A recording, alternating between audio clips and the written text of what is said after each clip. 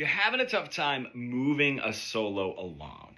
Just start on a non-chord tone, especially some of the suspended notes, like the 4 or the 2. If I have my A major here, and I come in with a 4,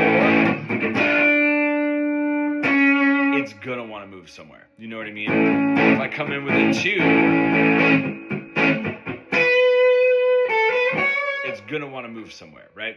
If I'm just coming in with a chord tone, especially the root note, yeah, I don't know, it could just stay there. You know, you're already coming in settled. Come in with a little bit of a question, with a little bit of movement, right? With a little bit of dialogue. For me personally, it's that 4 that does it.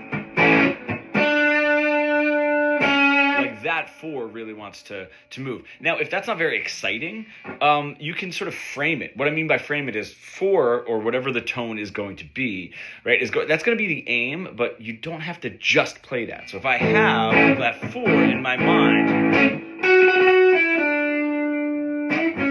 right, I have a little bit of a lead in before I get to that 4, right? But that's going to be the main focal point of that phrase. So try that. It works. You know, you can do the 6. Anything that's not a chord tone is going to want to move.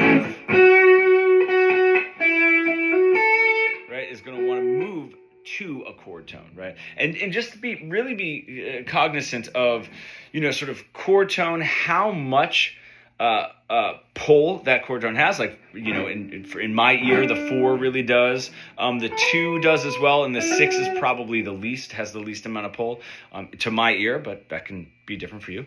And then when it wants to move to a chord tone, just remember that the 3, even if you're in minor, so the flat 3, but the 3 of whatever the tonal center is going to sound settled, but the least settled of the chord tones.